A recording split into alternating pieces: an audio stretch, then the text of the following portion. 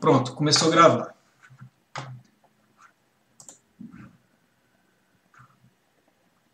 Oi, Wilson, bom dia, boa tarde.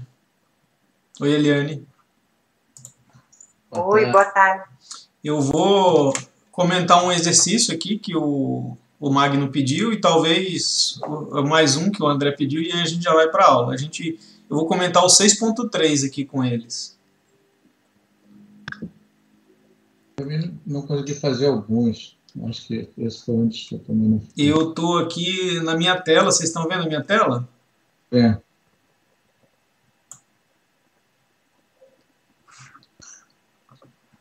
Porque assim, para mim era só ordenar e pegar os 10 primeiros, mas a validação não bate. No meu caso também. No teste eu fiz, achei que estava certo, eu não consegui replicar a validação. Ele dá a resposta incorreta, né? Alguns exercícios eu fui ajustando a saída, até conseguir fazer o formato que estava lá na resposta. Tá. Aí, assim, só a medida de exemplo, vou colocar no chat aqui, porque é uma linha só. Isso, é uma linha só, justamente.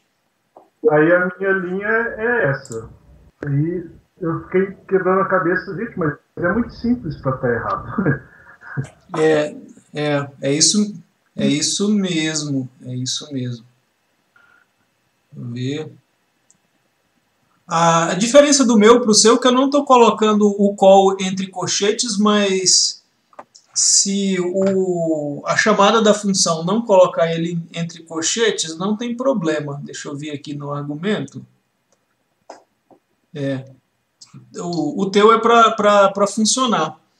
Eu vou fazer aqui, cadê essa minha função merge pib pop aqui? Só ver onde é que ela está.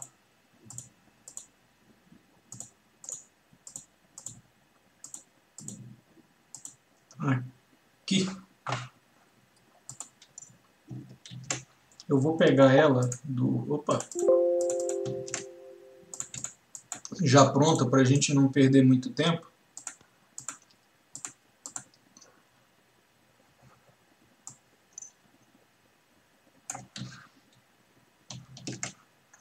E vou colocar ela aqui.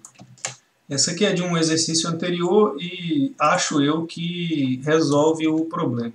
Eu vou definir. Esse é do 6.1. Vamos ver se ele valida.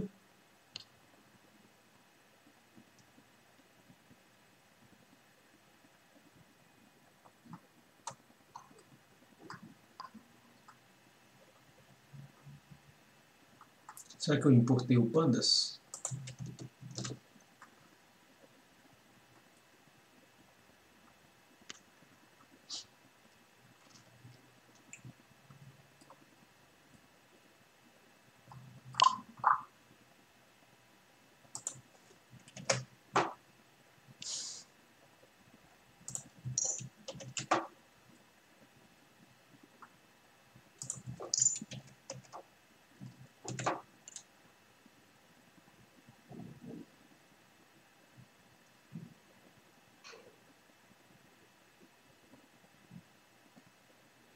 Mas o seu exercício aí tá certo, tá, Magno? Tá igual a minha resolução aqui, exceto o colchete em torno do call, que não altera o problema na minha visão. Porque esse sort values ele aceita É uma lista de colunas. ele aceita uma lista de colunas. Então, beleza. Aí, esse aqui foi. Agora, vamos pular lá para... Aí eu defino essa variável. Vou pegar a solução do Magno.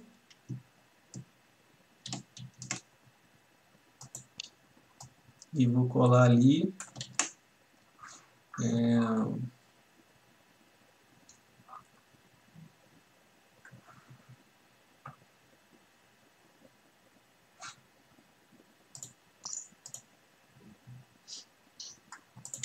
Vamos lá, foi. Aqui. PIB per capita is not defined. PIB per capita aqui. Ah, nossa, tem essa função aqui ainda que eu tenho que pegar. Cadê ela? Ah, tá aqui.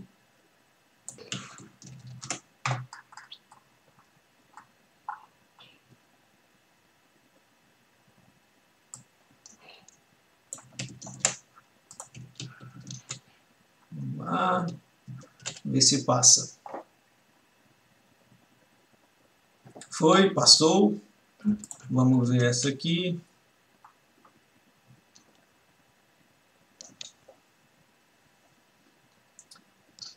Cara, em princípio aqui foi com a sua solução, Magno. Aqui deu, passou aqui, deu true aqui. Estranho. Eu tive o mesmo problema.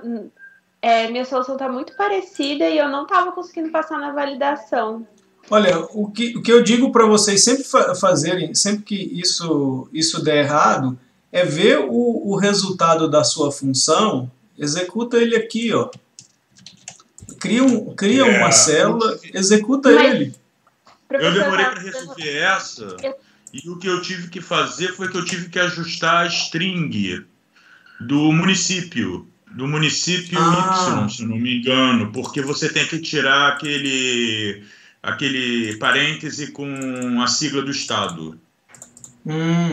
Boa. Isso estava dando erro direto, até que eu olhei o resultado e falei, é isso que está dando erro. Aí ajustei e funcionou. Boa. Aí o que vocês podem fazer? Ó? Aqui eu vou passar como argumento, eu vou passar do meu top 10, eu vou passar isso aqui. Ó. Aí, resultado lá. E aí você pode fazer o teste que eu tô fazendo aqui. Eu vou pegar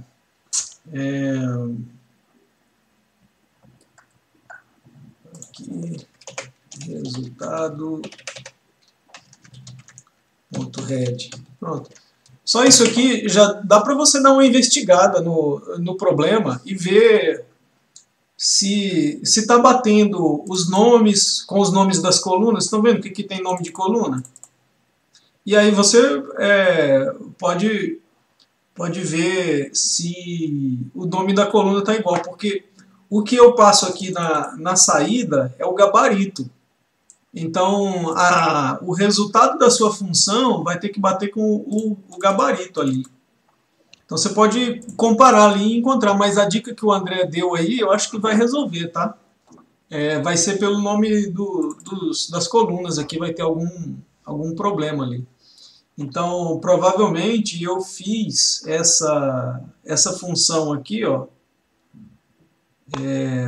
um pouco diferente de vocês aqui, ó. Talvez esse rename aqui esteja diferente do rename de vocês. Vai ser isso, eu acho. Vou fazer essa observação. O que eu fiz diferente foi passar os nomes no Read Excel, mas são os mesmos nomes. Faz o seguinte, Magno, eu queria repetir o teu experimento aqui. Manda, pode ser no chat ou por e-mail para mim, as suas duas soluções aí, do Merge Pop PIB e do PIB per capita. Que aí eu faço aqui e vejo a diferença, e eu até mudo o enunciado, coloco uma observação para ninguém mais passar por esse mesmo problema. Pode ser? Eu vou copiar as duas definições das funções no chat aqui. Então tá.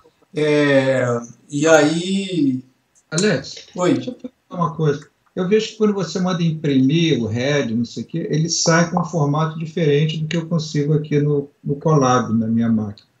E aí, na minha máquina, muitas vezes ele fica botando 3 pontinhos e eu não consigo ver várias colunas. Mesmo o head, ele vai, quando tiver muita coluna, ele vai botar uns 3 pontinhos ali e vai resumir para você, para poder caber na tela. O meu é como se a minha tela fosse pequena, porque ele coloca 3, 4. Na verdade, eu até fiz uma rotininha aqui que eu chamei de resumo, e aí for colocando de 4 em 4, mas... É assim que o seu aparece? Sim, é. É porque você está usando o print, né? Eu, às vezes, eu não uso o print aqui, ó, aí ele mostra para mim como HTML. Ah, tá aí, tá aí. Matou a charada. Então tá. Eu vou dar uma olhadinha no 6.8 aqui, que o André pediu, antes da gente ir para a aula. Foi 6.8, né, André? Isso.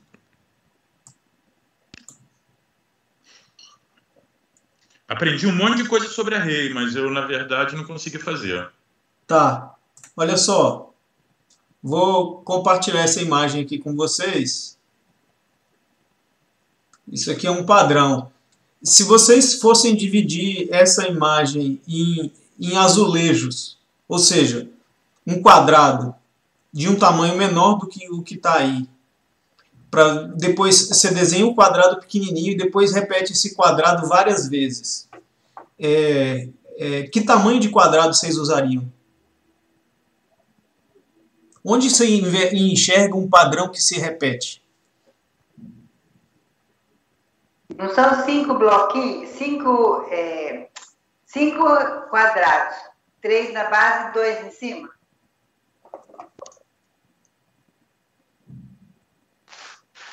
Olha, aí eu vejo uma vantagem de você fazer um azulejo quadrado e não retângulo, tá? Não, quadrado, desculpa. Mas como assim padrão? Nossa, me fiquei confusa agora. Vocês entendem o azulejo, gente?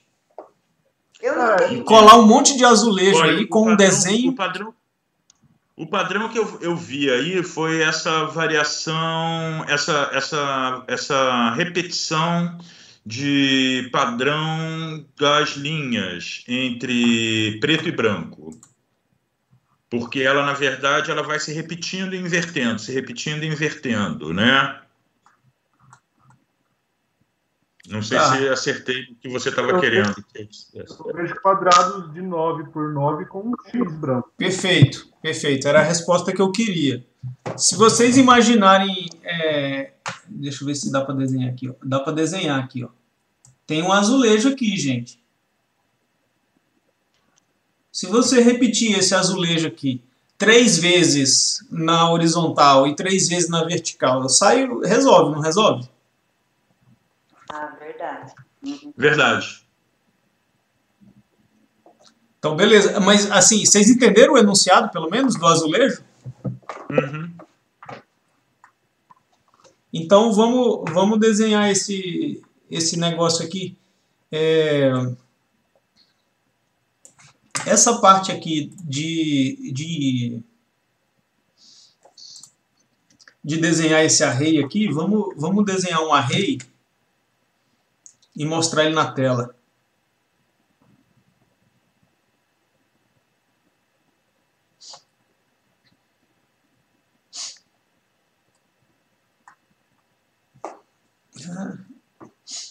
Para hoje.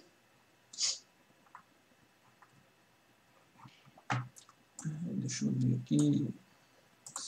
Isso aqui já foi. Já estou no exercício 6, então isso aqui já foi.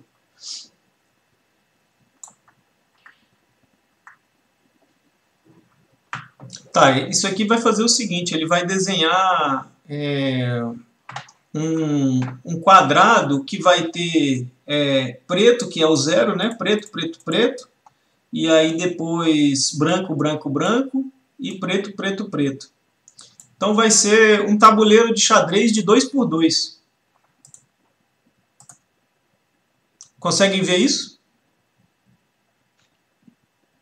Sim, dá para ver até quando você clica no P, por exemplo, que ele fica ali mesmo, ele já mostra. Isso, exatamente, exatamente. Foi, tá aqui. Agora eu queria ver de vocês, como é que vocês desenhariam esse azulejo aqui, ó, em array. Como é que a gente vai desenhar esse azulejo em array? São 2 diagonais de uma matriz, não? São 2 diagonais de uma matriz. Você começa com uma matriz com que valor? Vamos começar criar uma matriz? Acho que você pode criar uma matriz zero aí no caso, né? O preto, o branco, o zero é o quê? O preto ou o branco? Isso, o zero. Você começa com os zeros. Beleza. Vamos pegar aqui uma matriz np.zeros. Vamos ver. 27 por 27. Ó, só tile size aqui, né? Vou colocar um tile size aqui, ó, de 9, né? Exatamente, 9 de por 9. Tá. Vocês lembram como é que faz para criar um array bidimensional com os zeros? Eu acho que no caso é só você colocar um número, não? Zeros, 9, não é isso? É assim, ó. Você pode colocar 9,9 e aí ele vai criar um array bidimensional disso aqui. Quer ver? Eu acho que é entre colchetes, não? Cara, eu acho que tanto faz, tá? Aí criou aqui, estão vendo?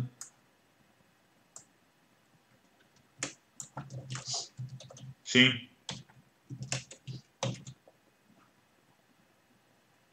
Tanto faz, tá? Por conveniência, eu vou definir isso aqui. Por quê? Pois é, eu não entendi por que você definiu esse padrão de caractere. Isso é um padrão de caractere, não é? Isso aqui é um número inteiro de 8 bits não sinalizado. Quando eu quero transmitir informação nos meus 8 bits, aí eu quero escrever 255 e quero que ele interprete o bit mais significativo como número e não como sinal negativo. Tá. Entendeu? Mas em termos de número ali vai dar exatamente a mesma coisa. Agora, eu lembro que eu recomendei para vocês, cara, a gente vai ter que escrever nessa diagonal aqui, ó. Eu lembro que eu recomendei para vocês, quando vocês quiserem alguma coisa, era para ir no manual do NumPy, não era? Sim, eu fui lá. E aí, você achou o quê? Para fazer uma diagonal? Eu achei várias coisas, Alex. Eu só não achei essa visualização de que era essa matriz que faz um X repetido 9 vezes. Eu tentei fazer pelas linhas, pela variação das linhas. Repetindo entendi. Elas 3 vezes. Entendi. Aqui, diagonal. Nossa,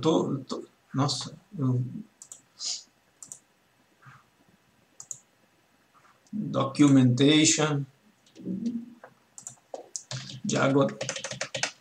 diagonal,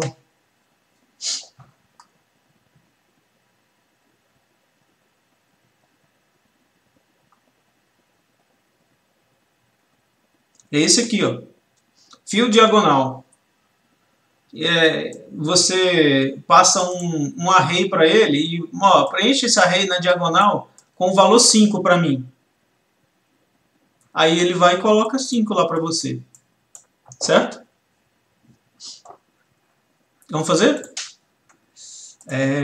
Ponto fio diagonal. É o que estava lá, será? Diagonal. Matriz. Com qual valor que eu vou preencher ali, gente? Para deixar o negócio branco.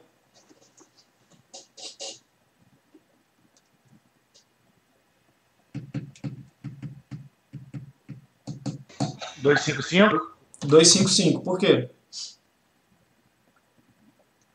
Porque é preto no RGB, né? O preto é o 0.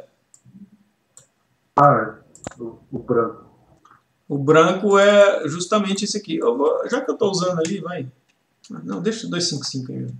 Tá bom. Eu errei o nome mesmo? Não, tem que colocar np.fio diagonal lá. Tá. Tá matriz. np.fio diagonal. E eu vou mandar parar de mostrar isso aqui, só para ele só imprimir o meu negócio ali. e ele altera o próprio objeto. Ele está alterando o próprio objeto, né? Ele está alterando o próprio objeto. Então, vamos imprimir aqui o meu objeto. Foi, né? Tá aqui. Agora, pergunta que não quer calar. Como é que eu faço para preencher a diagonal secundária da minha matriz? Provavelmente tem algum argumento lá no fio diagonal para isso, né? Ou será que não? Pode ser. Boa, boa. Excelente aí. Wrap false. Vamos ver. Fio. Wrap. Matriz. Dimension. Wrap. FTN. Val. Matriz.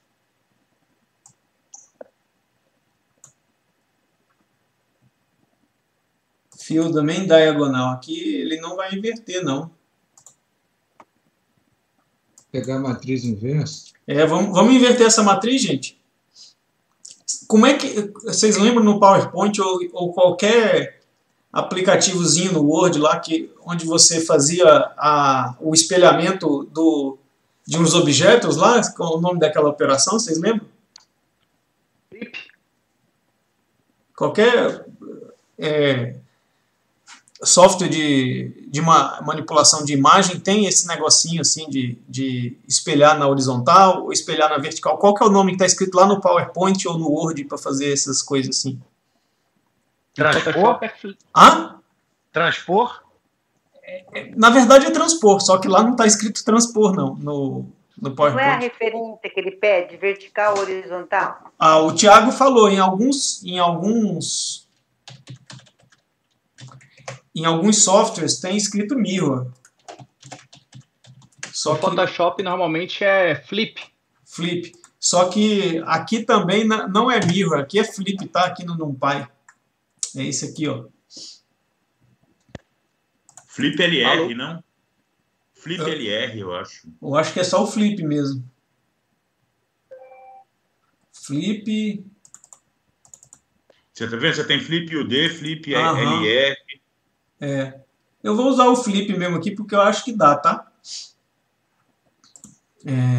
Vamos ponto flip aqui, np.flip, np.flip, flip. E aqui, o que eu passo de argumento mesmo?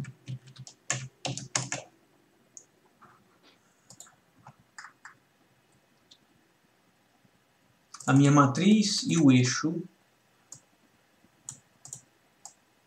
Tá. Se eu quero fazer o flip na vertical ou na horizontal. Tanto faz, né? Vocês concordam? Qualquer eixo que eu fizer o flip vai sair aqui.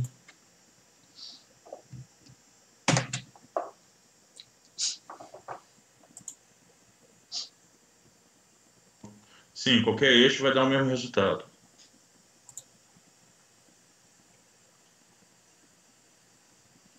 Que ele altera o próprio objeto? Não, né?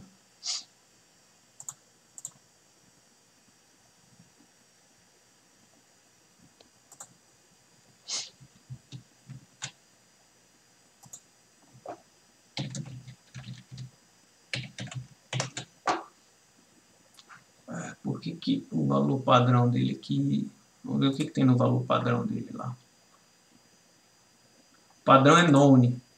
O que ele faz se tiver known aqui? Ele vai flipar sobre todos os eixos.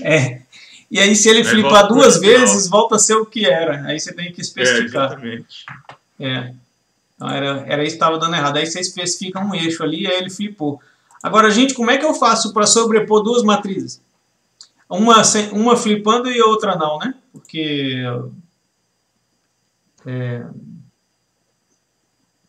Soma. Você pode preencher a diagonal de novo desse último resultado aí. Pode ser a soma, mas se você somar dois números com 255, vai dar 500 e cacetada, né? Eu vou fazer o seguinte, ó. O meu azulejo vai ser a matriz com um ou lógico. E aí o ou de 0 com 0 é 0, o ou de 255 com 255 é 255.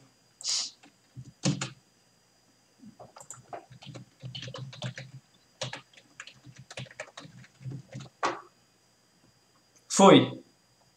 Agora, como é que é azulejo em inglês? Tile.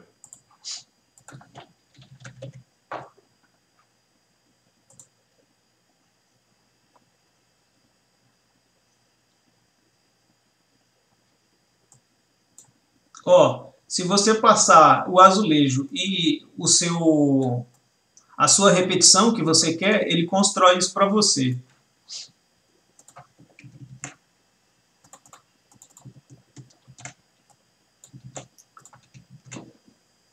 Pronto, aí ele fez um 2x2 aqui, mas eu não quero um 2x2, eu quero um... É quanto aqui? 3x3.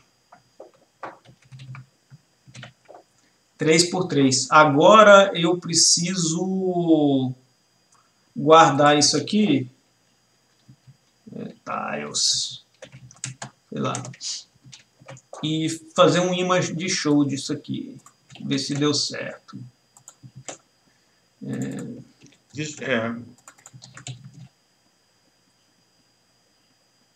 Foi. Aí. Foi, tá aqui. Só transformar isso aí numa função que vai, que é uma beleza. Pô, maravilha, hein? Assim ficou fácil. O que eu digo para vocês, se vocês se recusarem a procurar na documentação do NumPy alguma coisa que faz a operação que você está precisando, cara, você vai passar dias fazendo isso aqui. Não é uma questão só de procurar, eu procurei a beça na documentação, é uma questão de visualizar o problema da forma não, claro, correta. claro, com certeza. Se você não visualizou, aí não rola. Mas assim, eu estou falando para outras pessoas que eventualmente não conseguiram visualizar. Aqui eu tenho que retornar o array, né? Tem que retornar o array. Retornar o array. Retornar o array. Return tiles. Vamos só ver se está tudo certinho aqui. Eu acho que tá.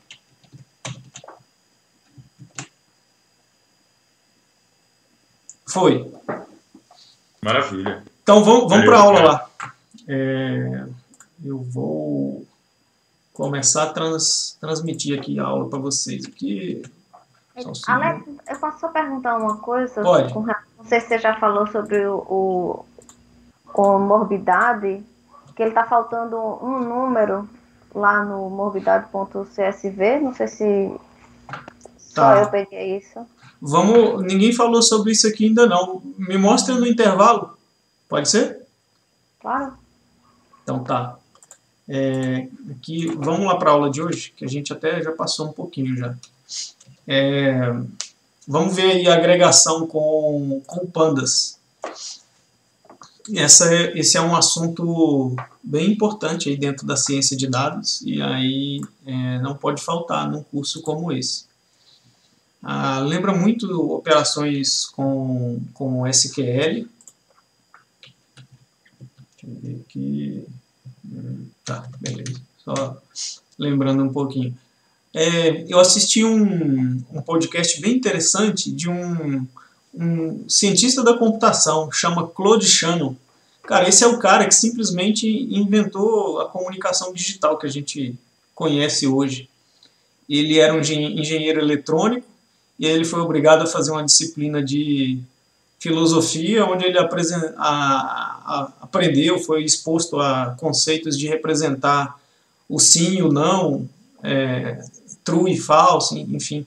E aí ele viu uma analogia disso com a eletrônica e aí mostrou como representar e como resolver. Ele fez duas coisas, né? O circuito eletrônico faz isso e como representar qualquer problema matemático pode ser solucionado com uma sequência de zeros ou uns. E aí nasceu a comunicação digital, enfim, ele resolveu vários problemas de adicionar redundância para aumentar a resiliência em comunicação nos cabos oceânicos e tal. Os engenheiros da época queriam adicionar mais isolamento contra ruído e fazer um cabo cada vez mais grosso. Ele falou, não, adiciona redundância, que aí você não precisa desse cabo grosso, enfim. Aí tem esse podcast aqui que fala sobre isso e conta boa parte de uma história bem interessante do início lá da comunicação digital e da ciência da computação, e conta uma coisa engraçada também. Ele se envolveu num projeto que era um projeto de ciência de dados bem raiz, que era para burlar a roleta de um cassino, dos cassinos, na verdade, em geral, né? E aí ele desenvolveu um computador de mão, na época, só com circuito eletrônico, e aí eles contabilizavam lá a quantidade de vezes que a bolinha passava por um determinado lugar para estimar a velocidade da bolinha, para ter um range de probabilidades ali de onde a bolinha ia parar, e aquilo dava vantagem gigantesca para ele vencer esse negócio. Então, ele teve que fazer umas estatísticas, vários experimentos e tal, para simular tudo aquilo ali. Eu digo que era um experimento de ciência de dados bem raiz. Sobre essa busca de informação que eu venho insistindo para vocês e direto no manual, né? Eu vou pedir para vocês, acho que na aula que vem, deixa eu ver, acho que na aula que vem eu vou pedir para vocês preencherem esse formulário Google Forms, basicamente para você dizer a quantidade de vezes que você acessou esse manual, para a gente tirar uma estatística da turma inteira, para ver a quantidade de vezes que os colegas, de que todo mundo... E o gráfico de histograma não vem com o nome de ninguém, né? Então você pode ficar tranquilo com isso aí. Aí não vamos fazer hoje, não, vamos fazer na aula que vem para a gente coletar mais dados. Ou na última aula, acho que eu vou fazer isso aqui na última aula com vocês. E aí, esse aqui é o procedimento para ir lá e ver no seu histórico a quantidade de registros que você acessou, de vezes que você acessou um determinado site, um URL ali, nos navegadores. Vamos para a aula de hoje, que é a agregação. Aqui é um exemplo de group by quase com a sintaxe de SQL, de uma query de SQL, né? Aqui eu vou fazer um agrupamento pelo ID do produto. O ID do produto está aqui. Então tudo que tem o mesmo ID vai parar como se fosse numa mesma sacola. Aí nessa sacola eu vou jogar esse aqui, vou jogar esse e vou jogar esse. E aí eu vou somar essa coluna quantidade, que vai dar 12. E assim, todos os outros. Essa é a operação do group by que a gente estudou lá no SQL.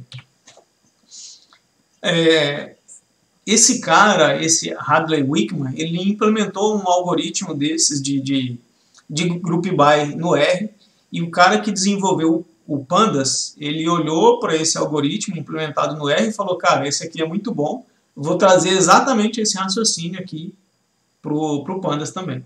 Então hoje o Pandas também implementa esse mesmo algoritmo que esse cara implementou no R, que chama Split, Apply e Combine. Vamos supor que você tem um conjunto de dados aqui. Uma chave, que vai ser um índice, tipo o índice do nosso data frame, e uma coluna de valor.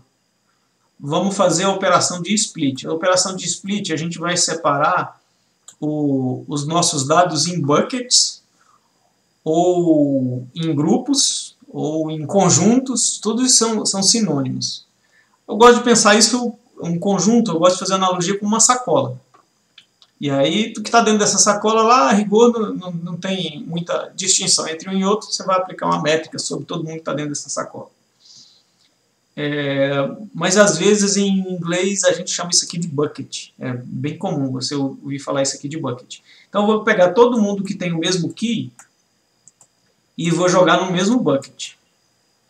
E aí assim com o B e assim com o C. E aí uma última operação,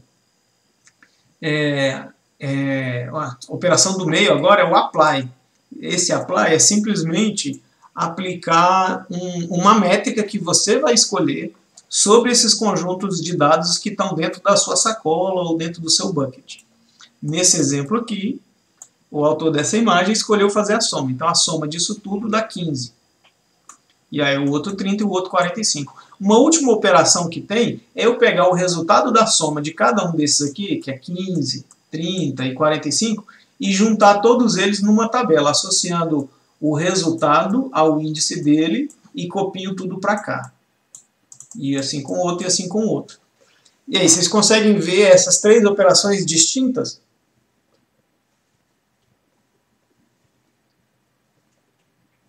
Dá para ver? Sim, conseguimos. Tem que ter... Eu consigo.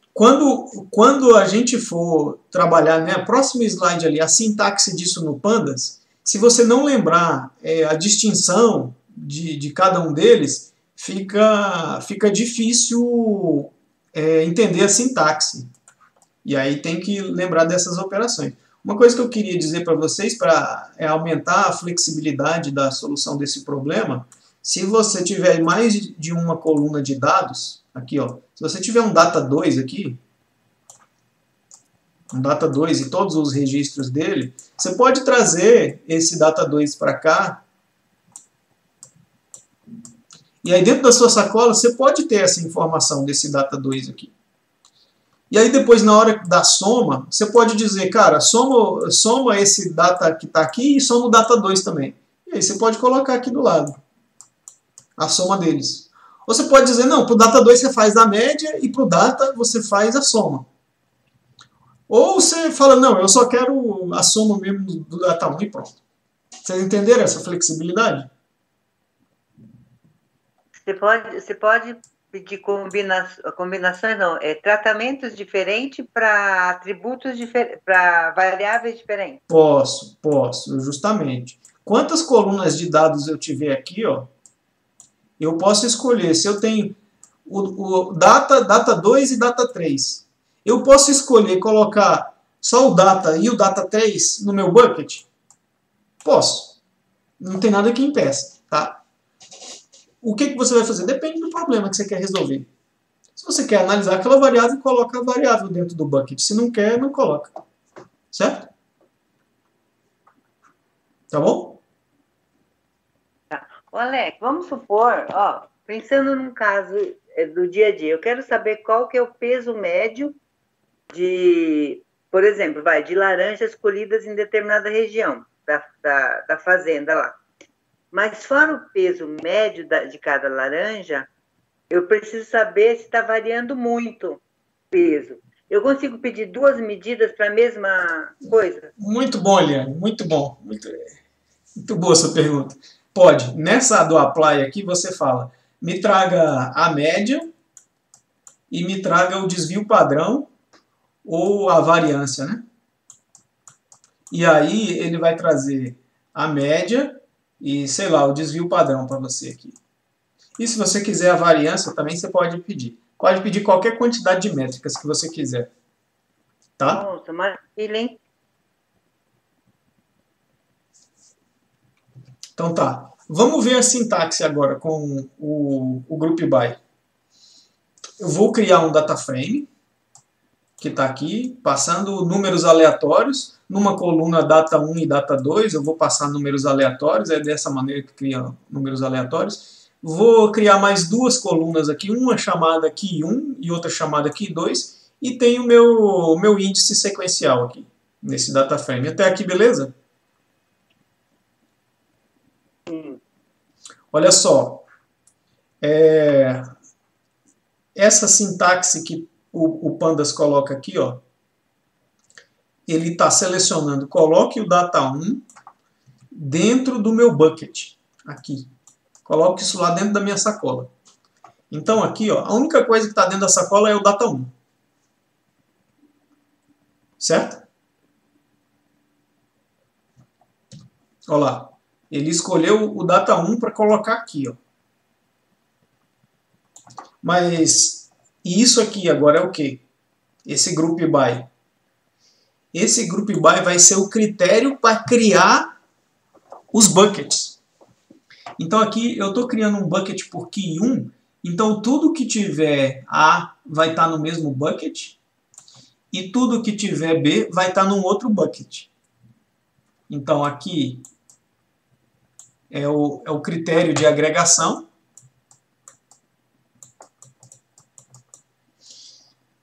E aqui o conteúdo, né?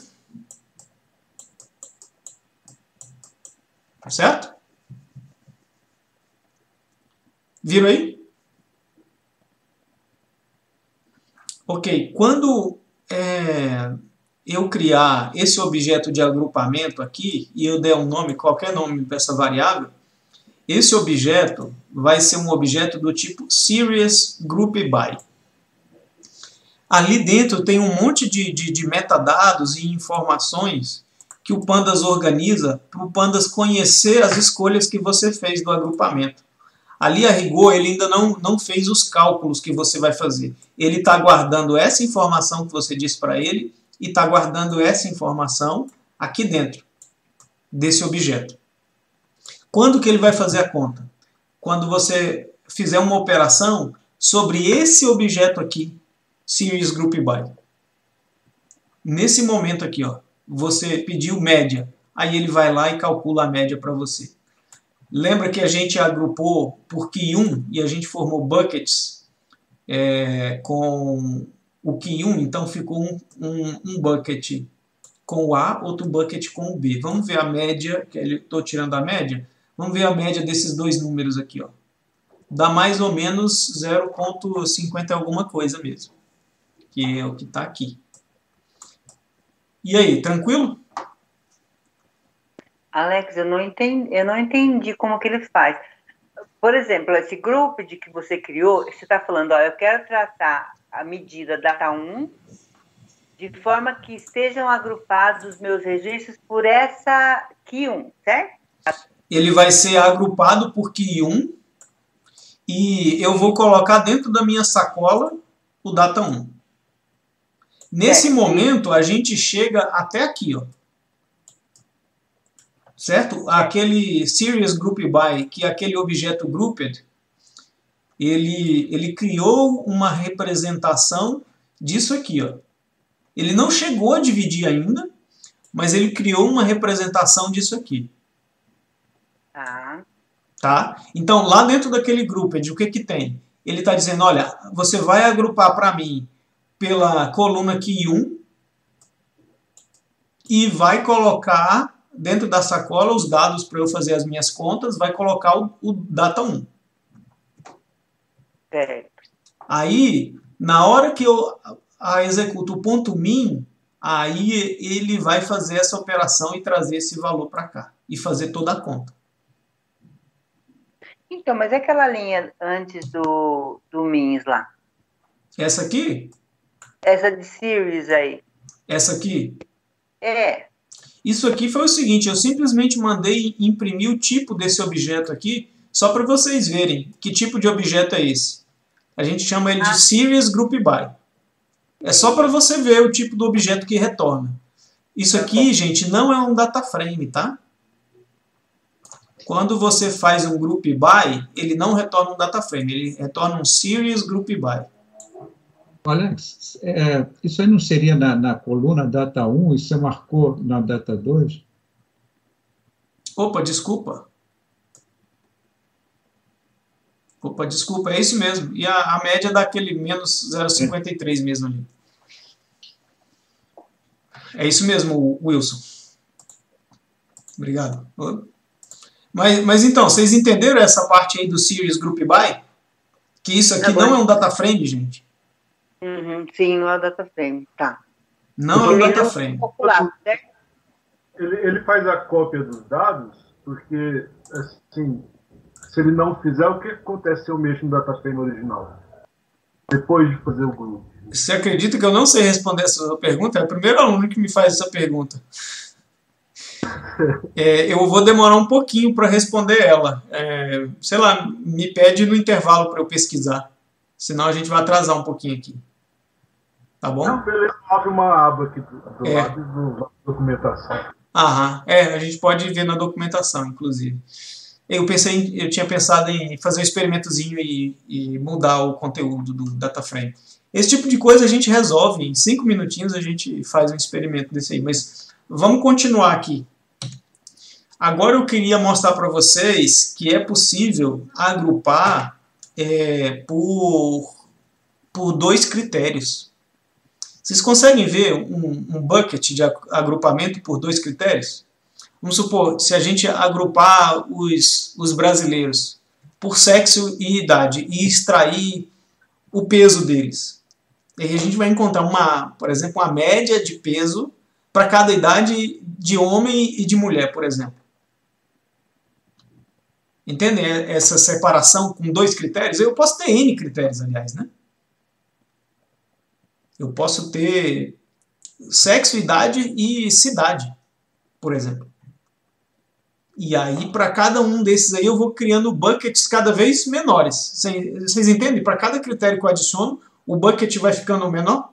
Quantidade de gente ali? Uhum, sim. Sei lá, time de futebol. E aí vai ficando menorzinho, né? Aí você cria um multi-index, não é isso? Ou não se aplica a série? Calma, não entendi sua pergunta. Se você fizer isso aqui que eu vou ensinar para vocês, vai sair, acho que um data frame group by ali, um objeto. Ah, sai um data frame, então. Com 2 índices. Não é um data frame, é um data frame group by, entendeu? Ah, tá. É um tipo de objeto que marca a presença daqueles dados que você quer calcular. Ai, não, isso aqui, desculpa, só, André. Vai sair um data frame group by quando eu colocar dentro do meu bucket 2 colunas. Quando eu colocar 2 critérios, ainda é um series group by, mas um series group by com índice hierárquico. Estava confundindo aqui. Foi isso que eu quis dizer com multi-index. É um índice hierárquico. Beleza, é isso mesmo. Muito bem lembrado. Então tá.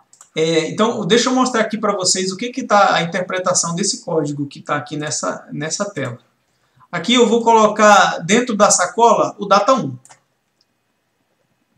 E eu vou agrupar por key 1 e key 2. Sei lá, por sexo e idade. E aí, sei lá, homem, para essa idade, tem esse valor de média nesse bucket, né? Porque olha só aqui, ó, eu já apliquei a média aqui, tá vendo? Então aqui, isso aqui já é uma série. Olha só, eu não criei um objeto intermediário e aqui no final dele eu já botei uma métrica aqui, ó. Já botei min lá. Tanto faz eu ter um objeto intermediário ou não, vocês entendem isso? Esse objeto intermediário parece que é onde ele guarda o que você pediu, né? Justamente. Então, desse exemplo para o outro, como se fosse eu comi uma linha de código. Eu não criei uma variável intermediária aqui e já apliquei a média direto aqui, ó. Também é possível fazer isso aqui. Já vai ser uma série com esse índice hierárquico aqui. Que vai me dar a média para cada uma dessas combinações de key 1 e key 2. Beleza? Entenderam isso aí?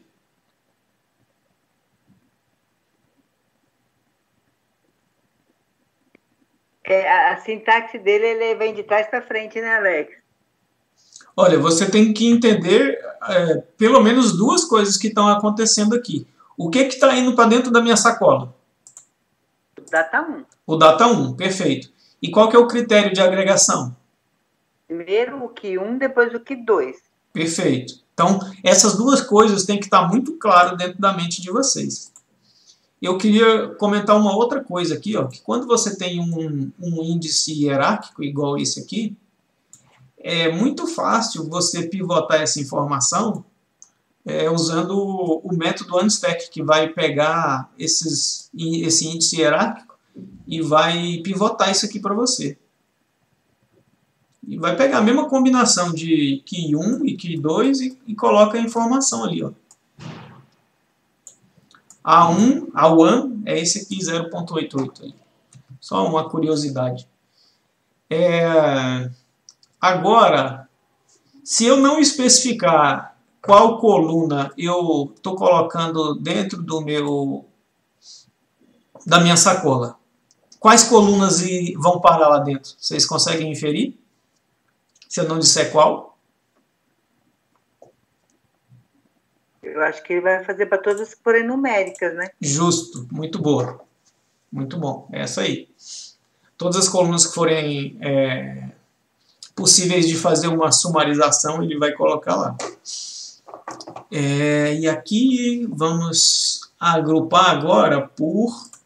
E aqui tem uma certa diferença aqui, ó. Eu posso passar o nome da coluna, mas eu também posso passar a própria coluna. Estão vendo aí? Aqui eu estou passando DF, colchete, Key 1. E aqui eu estou passando o nome da coluna, Key 1. Eu posso passar também as duas colunas, e ele vai fazer a agregação e tirar a média. E tem uma outra operação que de vez em quando eu fico curioso para saber quantos elementos tem dentro de cada bucket. Eu posso usar o método size do meu... Gente, qual que é o tipo do objeto retornado por isso aqui, ó?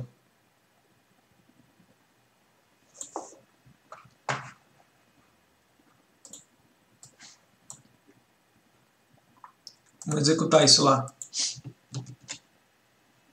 Vai ser um data frame group by, não é isso que você falou? Eu acho que é isso mesmo. Vamos só dar uma conferida lá. Aqui, executar isso aqui.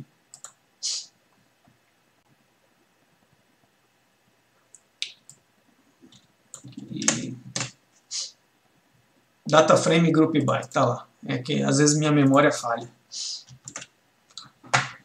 Beleza. Mas ele funciona como um data frame normal. Ele tem os mesmos métodos. Não, ele não tem os métodos de um data frame aqui. Se você tentar ver as coisas aqui, você não vai conseguir ver. Chama data frame group by. Ele guarda metadados do agrupamento ali. E aí, se eu pedir o size, aqui dentro desse tem 2 elementos no bucket, nos outros tem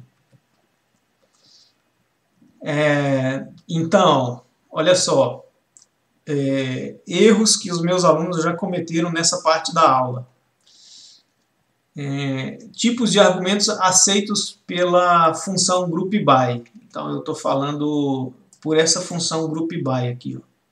Às vezes os alunos confundem os argumentos que eles aceitam. Então, aceita um string com o nome da chave de agrupamento.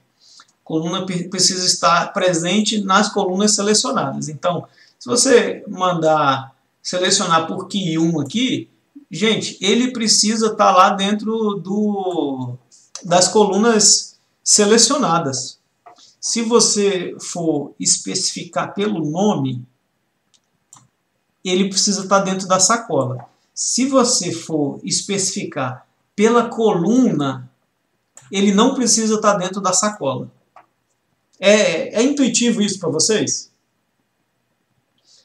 Porque olha só, se tiver dentro da sacola, eu só digo o nome. Vai lá na sacola, pega aquela coluna que tem esse nome e usa como para você fazer o agrupamento. Agora, se eu não colocar dentro da sacola ali essa minha coluna, aí eu já tenho que passar a coluna do meu data frame aqui, ó, ou uma série, enfim. Se ela não estiver dentro da sacola, não basta o nome. Em resumo. Ok? Se você entender isso, você não vai parar e ficar improdutivo nos exercícios. André? Não, ok, entendi. Eu não entendi bem, não. Ó, essa sacola aqui tem só o data 1, certo? É uma series, né? Tem só o data 1. Então, eu não conseguiria resolver o problema se eu passasse como argumento só o nome Key 1, assim, ó. Você pode voltar para o frame anterior, para a telinha anterior? Só um segundo. Se eu fizer isso aqui, gente, eu coloco dentro da sacola só o data 1, e aí no group by por key 1 e key 2, gente, o key 1 e o key 2 não está dentro da sacola, ele não vai achar. É simples desse jeito, vai dar problema. Aí nesse caso, o que você pode fazer? Você já passa a coluna inteira aqui, ó, e aí não vai dar problema. Outra alternativa, você coloca aqui dentro da sua sacola, bota o data 1, o key 1 e o key 2, e aqui você referencia o nome deles, também dá. Só não pode confundir um com o outro. Diga, Wilson. Era esse slide que você queria? É.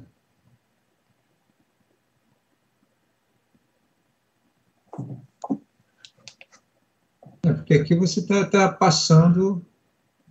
Ó, aqui eu estou passando o nome, mas na minha sacola está tudo, então não tem problema.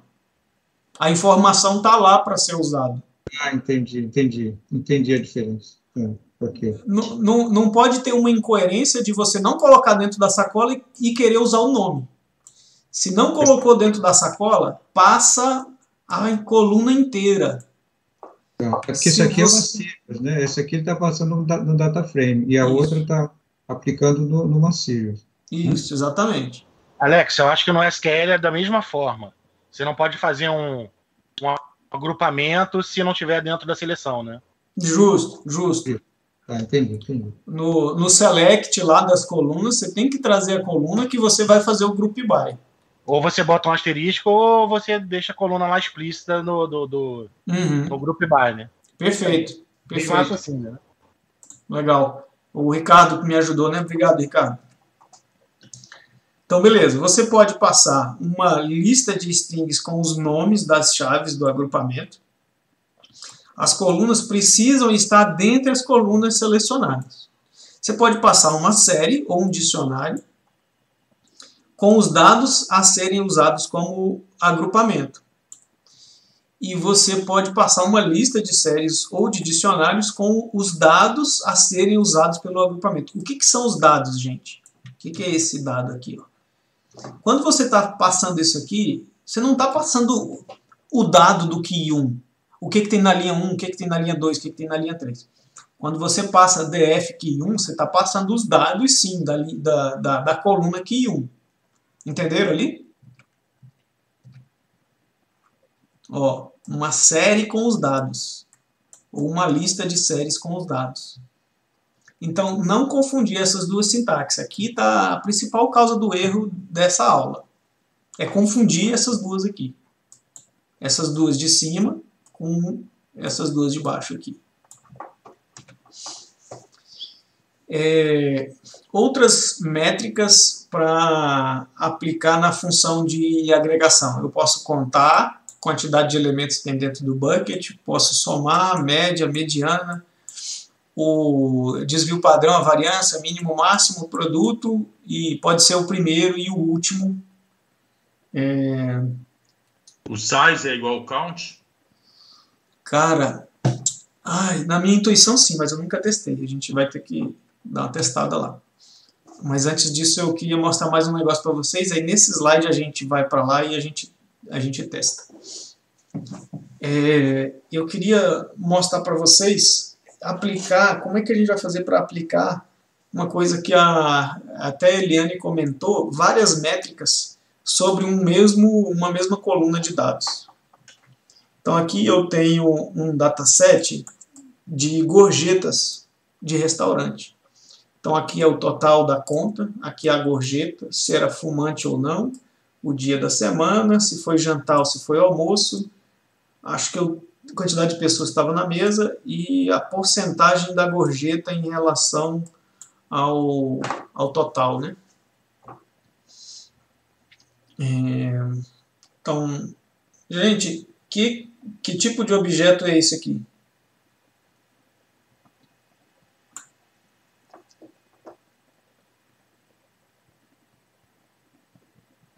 Alguém aí? Esse vai ser um data frame group by. Vai ser um data frame group by. Quais são os critérios de agregação aí?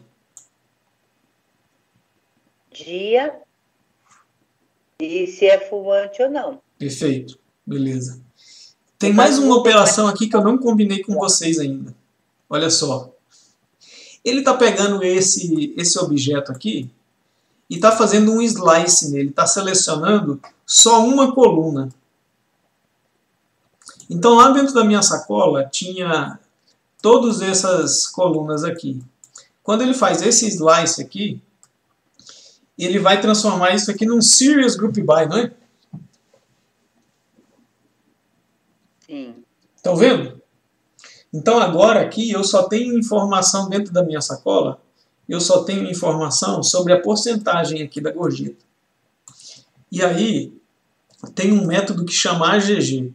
Esse método ele vai fazer você aceitar várias funções que vão ser calculadas sobre as minhas métricas que estão aqui, sobre os dados, as colunas que estão nesse agrupamento.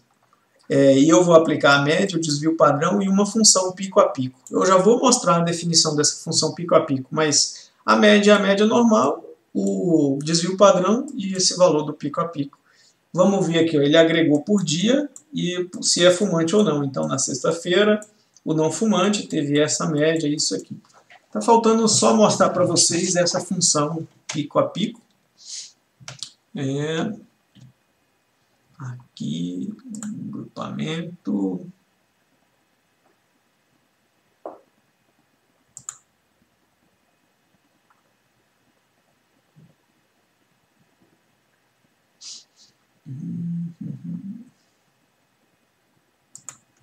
Vamos construir esse dataset.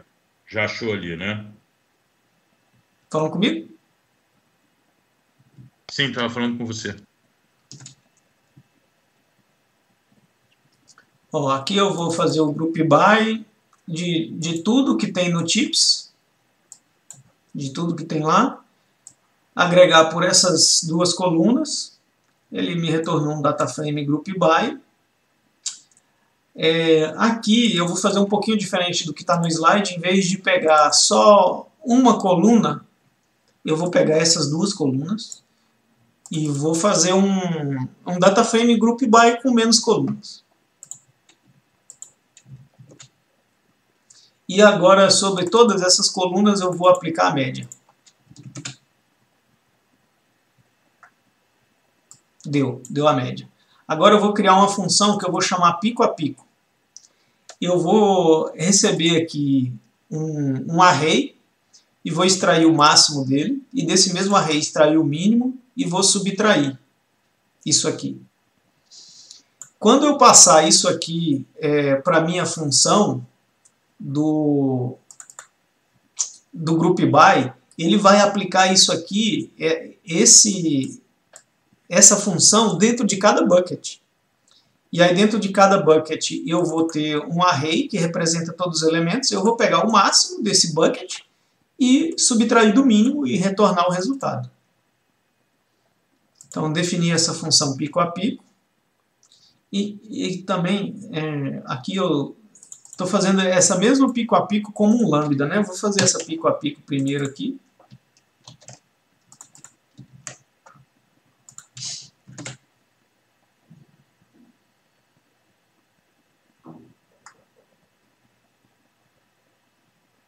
O que ele está me reclamando aqui?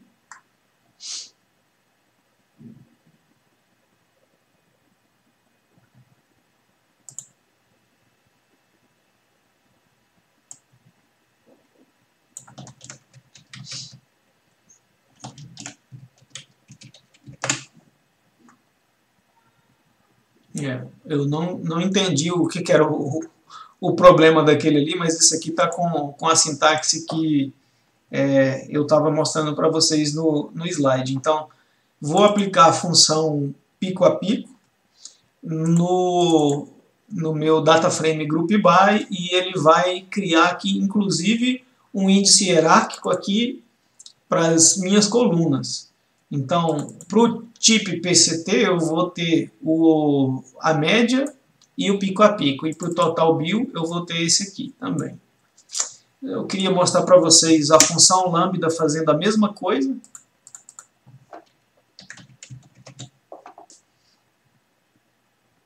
Tá aí, a função lambda fazendo a mesma coisa. E detalhe que... Você pode dar um unstack aí nesse group package? Pode, e aí o unstack ele vai... Se eu fizer isso aqui, você fala, né? Isso. E aí ele vai despivotar isso aqui, ele vai pivotar isso aqui para mim. E o que tá bom. Só deixa meu browser se recuperou. E aí ele despivotou esse negócio, ele pivotou para mim, aliás, né? O que estava aqui em linha virou coluna. Entendi.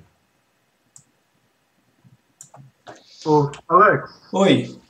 Aquela sintaxe que estava antes aí com o dicionário é quando você quer dar um nome para a coluna do resultado? Não. Eu vou já chegar nessa sintaxe. No próximo slide a gente tem ela.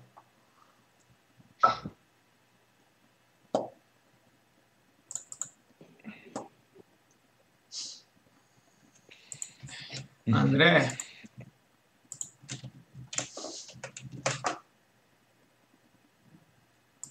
Fazendo o teste que o André me pediu ali. Count, a diferença do count para o size, né, que eu nunca vi. Size. Me parece ser a mesma coisa, os mesmos dados ali, tá? Só a apresentação é que é diferente, né? Mas me parece retornar os mesmos dados. Não retorna o mesmo dado, não.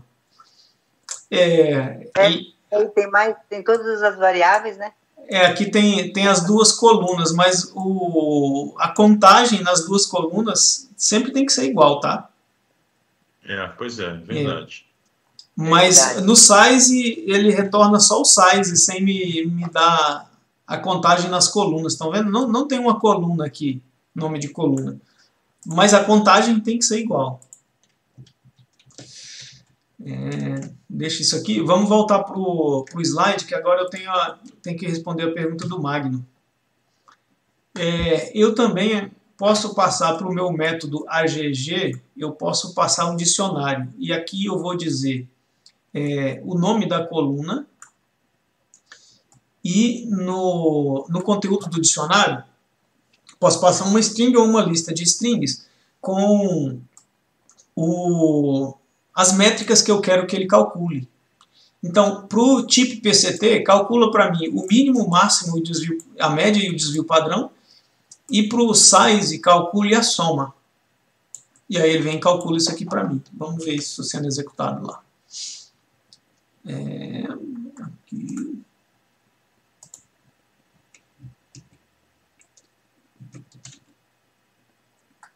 Olha lá. Se eu for passar esse meu dicionário com essas operações, para o type ele calcula tudo isso que eu pedi, para o size só aquele que eu pedi. E tem mais uma coisa que eu queria mostrar para vocês aqui, que é esse reset index. Vamos ver. Vai, meu filho.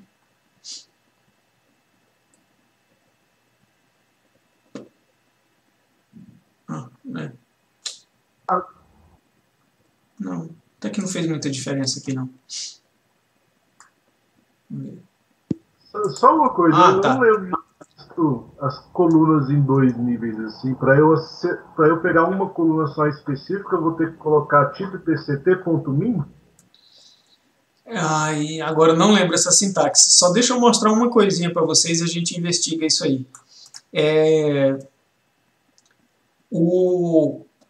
Às vezes vocês vão querer transformar o índice em coluna. Tem um método bem conveniente. Vou fazer ele aqui embaixo.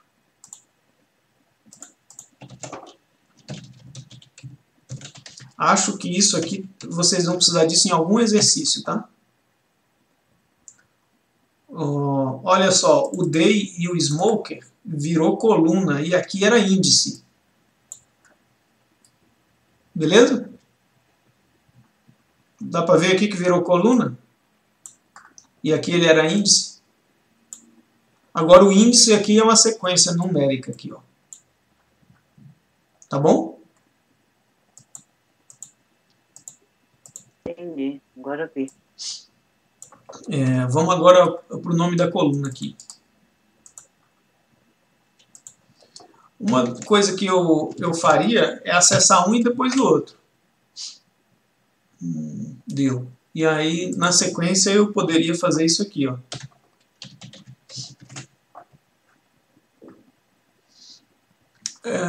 Eu não vejo uma maneira de acessar os dois ao mesmo tempo. Deixa eu só ver se dá para fazer outra coisa aqui. Que é direto o min. Vamos ver se ele rola. Não rola. Então é isso. Viu aí, Magno? Deve sim. Vai o nível exterior e o nível interior. Então vamos voltar para cá. E eu vou dar 10 minutos para vocês fazerem até o warm-up 7.8. Eu fiquei devendo um monte de coisa para um monte de gente. Acho que uma de vocês, uma colega aí, me pediu para eu ver um exercício. Acho que o André me pediu para eu ver outra coisa. E eu veria o exercício do Magno aqui no intervalo. Vocês podem me lembrar tudo isso aí que eu estou devendo para vocês? Eu acho que o que eu te pedi foi o count size, né? Foi a diferença entre count size. Tá. Que você já respondeu. A colega queria que eu visse um exercício. Eu posso ver com você agora, se você não for resolver o warm-up. Eu queria, porque pode ser que seja... Eu tô pegando o CSV do exercício 6 e eu acabei parando aí, porque... Tá. Qual que é o exercício, Inês? É o exercício 6 do arquivo de morbidade. Eu vou botar... Exercício 6 ponto o quê? Deixa eu só pegar aqui, ó, para eu te mostrar aqui no... Aqui eu vou pegar só o início do CSV, que ele tá, você pede o município 00015 Tá. no CSV, mas ele está cortado. Só um segundinho, Inês, para eu liberar todo mundo para fazer o warm-up. Eu estou devendo mais alguma coisa para vocês aqui no intervalo? Magno, você tinha me pedido alguma coisa, era só o exercício aqui, né, que eu queria ver, né? A aula está sendo gravada, inclusive eu vou dar um stop nela aqui, para o arquivo não ficar muito grande.